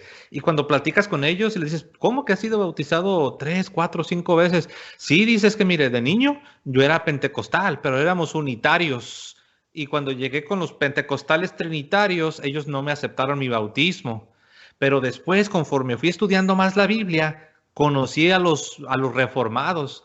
Pero los reformados, como se dieron cuenta que yo venía de un ambiente carismático, tampoco aceptaron mi bautismo y me volvieron a bautizar. Y después, por último, ya fue cuando encontré la fe metodista y ahí eran bien estrictos, eran bien conservadores y ellos también dijeron que tendría que ser bautizado. No, total. Conozco literalmente, hermano, conozco personas que han sido bautizadas 3, 4 veces en diferentes grupos protestantes porque no se aceptan los unos el bautismo del otro, porque tienen doctrina diferente. De hecho, ese es el argumento. Si tú le preguntas a un pastor, pastor, ¿usted por qué rebautiza? ¿Por qué rebautiza a los que vienen de otras tradiciones protestantes?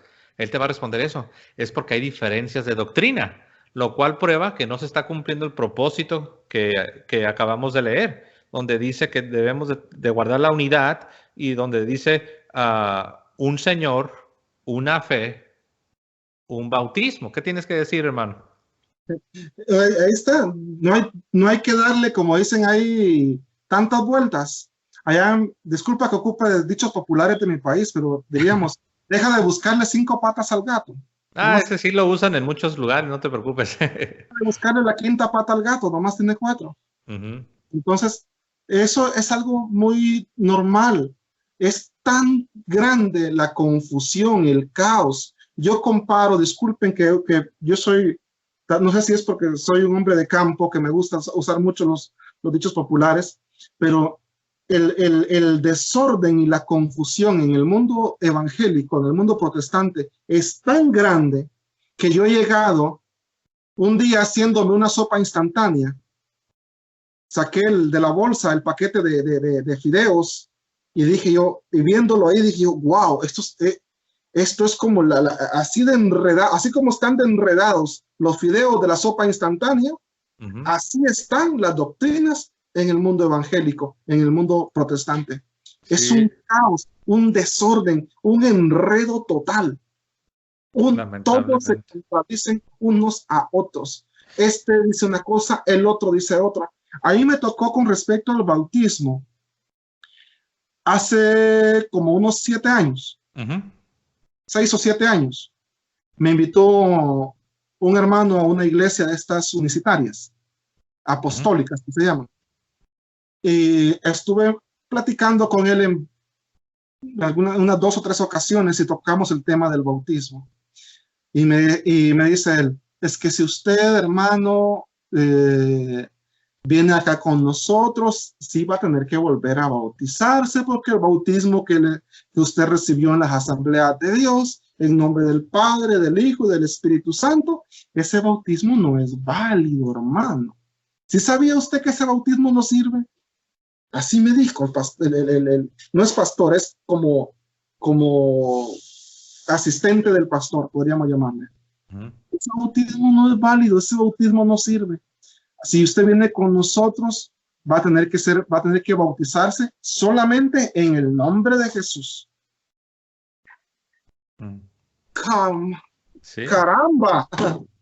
Así es, hermano. Y fíjate, hermano, es interesante, porque en este mismo capítulo de la carta a los Efesios, el capítulo 4, se nos da la solución, que creo que esto viene a quedar muy bien ahorita que nos estás hablando de la iglesia, porque aquí nos habla del magisterio de la iglesia. En el mundo protestante, si tú empiezas a hablar de magisterio, se te van a quedar viendo como una vaca se le queda viendo una puerta, ¿no? Se te van a quedar viendo como diciendo de que ¿magisterio? ¿Qué es eso? Bueno, magisterio simplemente significa los maestros de la iglesia, ¿verdad? De ahí viene maestro de magistro, magisterio. Y resulta que en esta iglesia de la que nos estás compartiendo, y que los dos estamos, hasta nos hemos emocionado, ¿no? Cómo descubrimos que en verdad sí había una iglesia fundada por Cristo que ha permanecido a través de los siglos, a pesar de los errores de sus miembros. Esta iglesia tiene un magisterio, tiene maestros autorizados con autoridad que viene desde Cristo a los apóstoles y de ahí a sus sucesores. Son los que llamamos los obispos, que es una palabra bíblica, episcopos, del griego episcopos. Los obispos son los maestros, ellos gobiernan, enseñan, santifican, velan por el pueblo de Dios. Y aquí en Efesios 4, hermano, si quieres leer el verso 11, hermano, en adelante, o primero el 11 si lo quieres leer. Y él mismo constituyó a unos apóstoles, a otros profetas, a otros evangelistas, a otros pastores y maestros, a fin de perfeccionar a los santos para la obra del ministerio, para la edificación del cuerpo de Cristo. Está hablando que es para la edificación de la iglesia. Wow. ¿Quién lo hizo? Dice que él, ¿verdad? Dios mismo. Dice constituyó, ordenó, autorizó a ciertos maestros. Y ve lo que dice el verso 14, hermano. ¿Para qué? Para que ya no seamos niños fluctuantes, llevados por doquiera de todo viento de doctrina, por estratagema de hombres que para engañar emplean con astucia las artimañas del error. Wow. ¿Y qué dice el siguiente verso?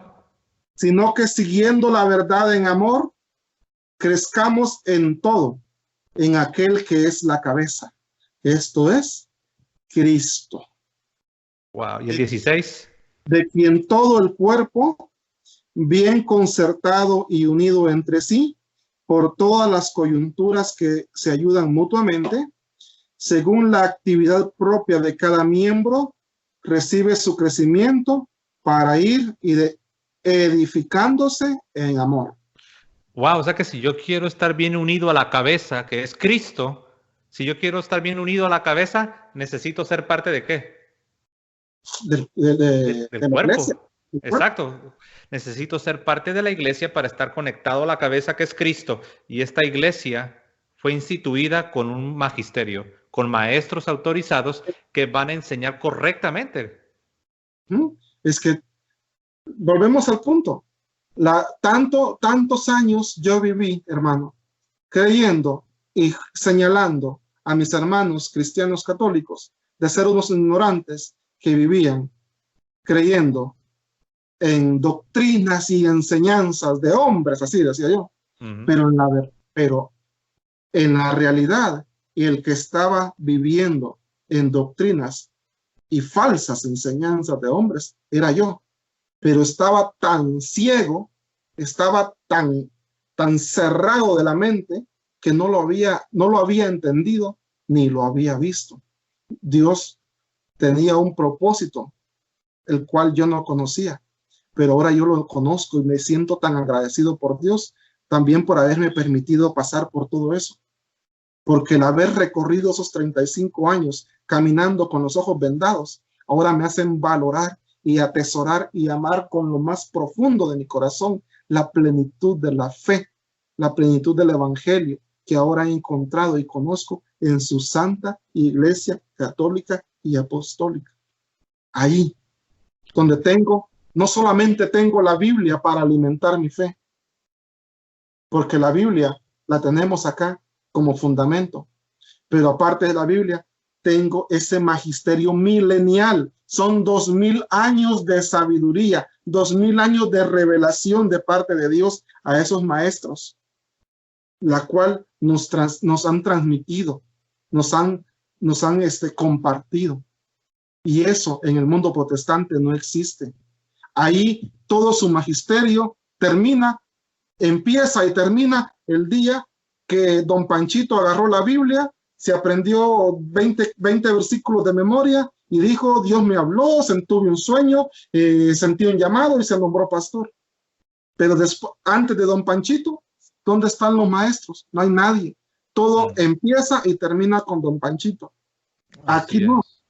Aquí está la palabra de Dios escrita, que es la Santa Biblia. Está el magisterio que lleva 2000 años desde que Jesucristo fundó la iglesia, y está la sagrada tradición, la enseñanza de viva voz, que empezó con Jesucristo, continuó con los apóstoles y ha continuado durante 2000 años con los legítimos y únicos sucesores de los santos apóstoles, que son los obispos de la Iglesia Católica. Porque hay un montón de obispos en las iglesias protestantes que se ponen el título de obispos, pero no son obispos de la Iglesia de Cristo. Son obispos de su propia iglesia particular que un día ellos mismos fundaron. Pero la iglesia que Jesucristo fundó, sus obispos tienen un árbol genealógico, tienen una historia detrás de ellos que los conecta a través de los siglos con los apóstoles de Jesucristo. Así es. Mientras que un obispo de esos falsos, de las iglesias protestantes, porque se ponen el nombre: yo soy obispo, yo soy presbítero, yo soy apóstol, yo soy profeta. Sí, pero falsos. Lo siento mucho. Si es fuerte mi lenguaje, si es fuerte la forma de decirlo, pero no estoy aquí para hacer política y para tratar de quedar bien con todo el mundo. Estoy aquí el día de hoy para decir lo que enseña la palabra de Dios y así decir las cosas como son. Sí, si vamos a creer en la verdad, si vamos a hablar de verdad, no podemos hablar de verdad sin hablar de la mentira. No podemos hablar de lo verdadero sin hablar de lo falso. No podemos hablar de lo absoluto sin hablar de aquello que es relativo, que cambia. Entonces, con amor, ¿verdad? Con amor y todo, pero sí tenemos que, como bien lo señalas, hermano Julio, con amor, con ternura, con educación, pero habla la verdad. No te quedes callado. Tienes por amor a las almas. Por amor a las almas, habla la verdad. Hazlo con tacto, con amor, como dice el apóstol San Pablo, ¿verdad? Hablando la verdad en amor, pero háblala, no te quedes callado. Y solamente a manera de, como en un paréntesis, quiero decir para todos los que nos están escuchando, como bien lo dijo nuestro hermano Julio, algunas cosas que hemos mencionado pueden sonar fuertes, pueden sonar así muy directas, pero queremos decir al mismo tiempo que lo que estamos diciendo no significa que los que son pastores pentecostales o bautistas o metodistas son personas, no estamos diciendo que ellos son malos o que son demonios, no, es gente que está enredada en esta red de confusión, por decirlo así, ¿no? Imaginen una red para pescar, pero en el protestantismo está una red de confusión y hay muchos atrapados. Y por amor a ellos les tenemos que enseñar. Por eso muchos cuando se convierten, hermano, no sé si has notado esto, yo lo he notado, que muchos protestantes cuando descubren el error en el que estaban atrapados y se regresan o se convierten a la iglesia y vienen al seno de la iglesia, muchos de ellos se convierten en excelentes católicos, muchos de ellos se convierten en muy buenos católicos, porque eran sinceros, eran honestos, tenían un amor por la Biblia, tenían un amor por el sacrificio de Jesús, pero no conocían la iglesia, no se daban cuenta que estaban en error, pero cuando alguien les enseñó, cuando alguien con paciencia y amor les fue mostrando sus errores, se hacen católicos y se convierten en muy buenos católicos. Entonces, para los que nos están siguiendo, para los que nos están escuchando, no queremos dejar la impresión de que estamos diciendo que todos los protestantes son malas personas o que son demonios o que son personas con las peores intenciones, porque no es así. Simplemente están en error, están confundidos, algunos así. Como tú, ¿no, hermano? Tú naciste en un hogar, tú naciste así, ¿correcto? Correcto, hermano. Yo ahí nací, desde la cuna, pues. Yo no salí de la iglesia católica para convertirme en evangélico. Yo nací ahí. Y tú pensabas que estabas bien, ¿no? Tú pensabas que tú estabas haciendo todo lo correcto para tu Señor Jesucristo. Y yo sé que todas las enseñanzas que a mí me transmitieron no fueron con una mala intención. Fueron enseñanzas que me las transmitieron con amor. Pero con amor me estaban enseñando una mentira. Me estaban con amor, sin una mala intención, pero me estaban enseñando doctrinas que no son de Jesucristo, que no vienen de los apóstoles. Me estaban enseñando doctrinas falsas. La sola escritura, ¿de dónde nació? Lutero. Martín Lutero. En mi opinión personal, hermano, quiero tomar este último minuto para hablar de esto. Martín Lutero posiblemente tuvo una buena intención, pero las buenas intenciones no necesariamente llevan siempre a tomar buenas acciones y buenas decisiones. Porque la iglesia, desde que Jesucristo la fundó, desde esa misma noche dice que el diablo vino y sembró cizaña en ella. O sea que en la iglesia de Cristo no ha habido un solo día en que no existan santos y pecadores. Buenos cristianos y pésimos cristianos. Buenos testimonios de fe y malos testimonios de fe. No ha existido ni un solo día en que la iglesia esté libre de eso. Desde que Jesucristo la instituyó, el diablo vino y, como dicen ahí, metió la cola. Pero Martín Lutero cometió tremendo error al haber dividido el cuerpo de Cristo, al haberse separado de la iglesia y fundado su propia iglesia. Porque todos los problemas de corrupción, lo de las indulgencias, la corrupción que había en las altas esferas de la iglesia, no era algo nuevo. Ha existido durante siglos. Siempre han habido buenos papas que han sido unos grandes siervos de Dios, y también han habido papas que han dado un mal testimonio a la iglesia. Siempre han habido grandes obispos que han sido incluso mártires, han dado su vida por el evangelio, y han habido obispos corruptos. Eso nadie lo va a negar. Sería absurdo, sería falso de mi parte negar eso, de la iglesia nuestra negar eso. Pero la mal llamada reforma, porque se llaman reforma protestante, pero eso no fue de reforma, no tuvo nada. Una revuelta. La corrupción siguió igual, y en el grupo de ellos se hicieron igual o más corruptos que los que estaban en la iglesia católica. Entonces, la lucha tenía que ser dentro de la iglesia. Si Martín Lutero no hubiera perdido el piso, hubiera mantenido los pies sobre la tierra, no se hubiera dejado llevar por la fama, no se hubiera dejado inflamar por la vanidad y por el deseo de ser un caudillo, Martín Lutero posiblemente hoy fuera reconocido como uno de los grandes santos de la iglesia, al nivel de San Agustín posiblemente, al nivel de Santo Tomás de Aquino, grandes reformadores de la iglesia. Pero el error de él fue haber dividido la iglesia. Pero aparte de ese error, yo lo califico, esta es opinión mía, opinión de Julio Coronado, personal. Yo califico ese invento de Martín Lutero de la sola escritura como un cáncer, como una célula maligna que sembró dentro del cuerpo de Cristo, y esa célula cancerosa, esa célula maligna, se dividió y se multiplicó, y se multiplicó, y se multiplicó, y se regó como el cáncer. Así es. Vino a infectar a todo el mundo protestante. Entonces, en mi opinión personal, después de dividir la iglesia de Cristo, el daño más grande que hizo Martín Lutero, porque ese invento de solo la Biblia y solo la Biblia, y si no está en la Biblia, no lo acepto, no lo creo, no lo escucho, ni me interesa. Esa es una teoría inventada por Martín Lutero. Totalmente de acuerdo, hermano. Nadie antes de Martín Lutero practicaba esa enseñanza de solo la Biblia. Totalmente de acuerdo. Y pues nació del orgullo.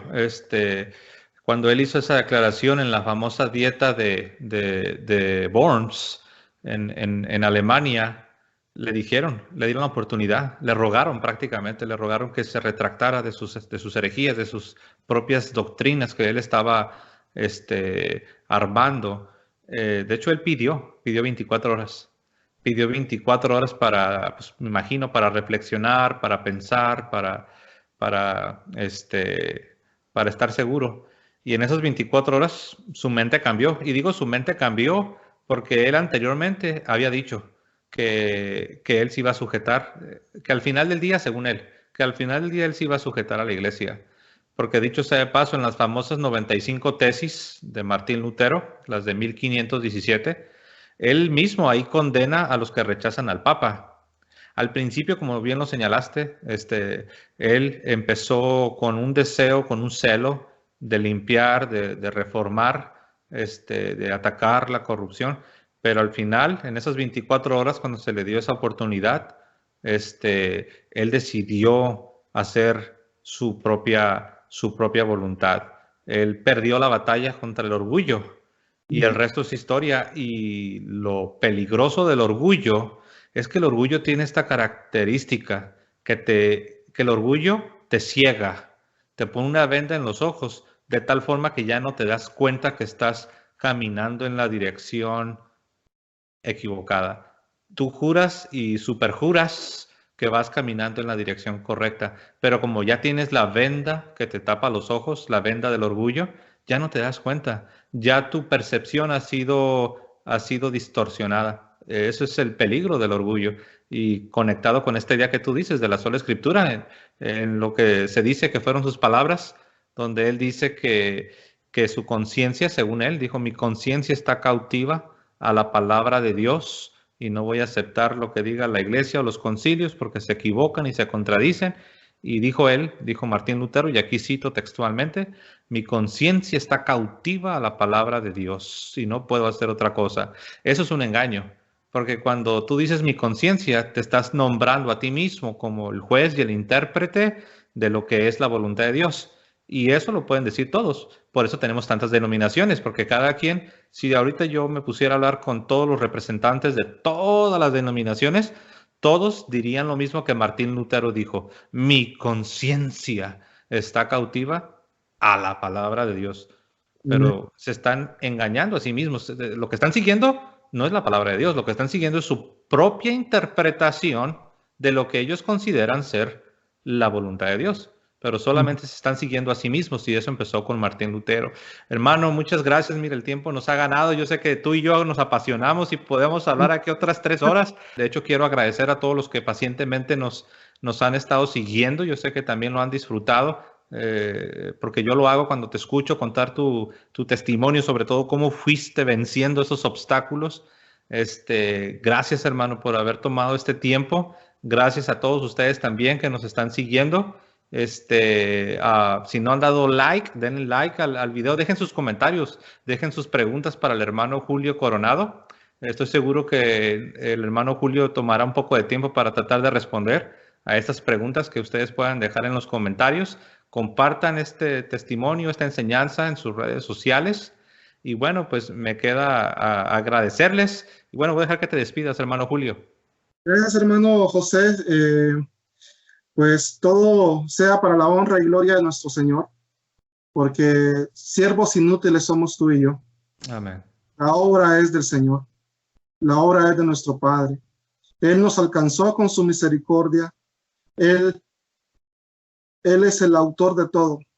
No, nada en nuestra vida, porque tú también eres tu testimonio de conversión, hermano, también a mí cuando estaba recién llegado a la Iglesia Católica, te lo platiqué, el testimonio de tu esposa y el testimonio tuyo, a mí me reconfortó el corazón, me fortaleció en la fe. Y yo sé que a lo mejor mi testimonio de conversión también ha tocado el corazón de algunos hermanos, tanto católicos como no católicos, Y para mí lo importante es que el Evangelio de nuestro Señor Jesucristo se siga anunciando, pero se siga anunciando la palabra de Dios completa, no diluida, no solamente un pedacito por acá y otro pedacito por allá, 2 líneas por acá, 2 líneas por allá, pedacitos fuera de contexto, pedacitos donde dice algo que algo que a mí me conviene solamente. Y si Dios me rescató de ese mundo de confusión y contradicción, nada es por mérito mío, todo es por obra y gracia de nuestro Señor.